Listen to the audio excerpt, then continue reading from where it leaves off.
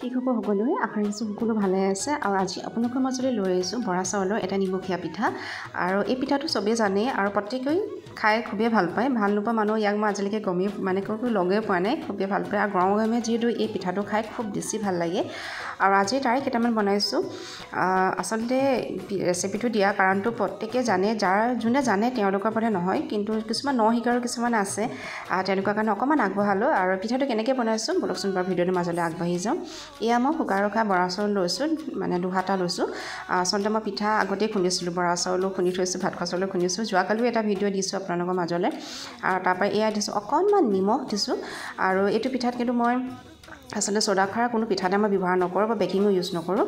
অকণমান নিমখ দিলোঁ আৰু তাৰপিছত আপোনালোকে মই কিন্তু যিহেতু মই শুকুৱাই ৰাখিছিলোঁ সেইটো কাৰণে মই অকণমান কুহুমীয়া পানী লৈছোঁ যদি আপোনালোকে লগে লগে পিঠাখিনি খুন্দি যদি সানে তেতিয়া আপোনালোকে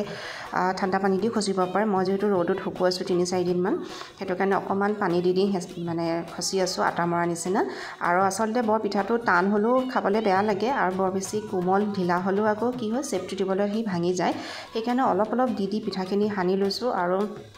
আপোনালোকে ভিডিঅ'টো চালে গম পাবই পিঠাটো এনেকৈ সানিব লাগে যাতে আটা মৰাতকৈ অকণমান যাতে কোমল হয় মোৰ অকণমান মানে অলপ টাইট হোৱা নিচিনা লগাৰ কাৰণে মই আৰু অকণমান পানী চাগে দিব লাগিব সেইটো কাৰণে একেবাৰে ঢিলা কৰিছোঁ আৰু সেইটো কাৰণে চব মই অকণমান পানী দিছোঁৱেই অকণমান মানে আৰু মই আঙুলিকেইটা তিয়াইহে পানীটো এনেকৈ দি দিছোঁ আৰু দিব যাতে ওপৰৰ পৰা এৰি দিলে যাতে পিঠাটো তললৈ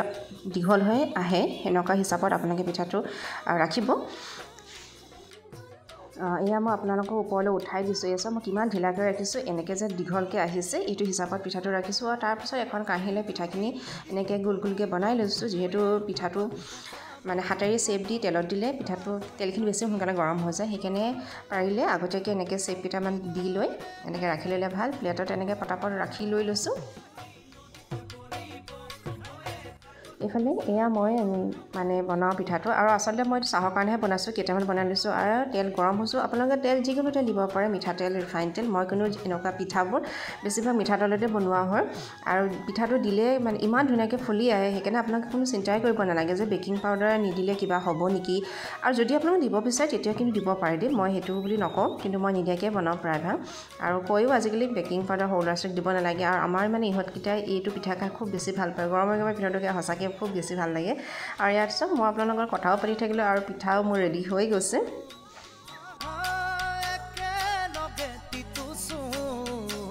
এইফালে মোৰ পিঠা ৰেডি হৈ গ'ল আৰু আপোনালোকে আজি ভিডিঅ'টো চাই কেনেকুৱা পালে জনাব নাপাহৰিব ভাল পালে লাইক কৰিব কমেণ্ট কৰিব আৰু আগবঢ়ালোঁ নতুন শিকাৰুসকলৰ কাৰণে আৰু যদি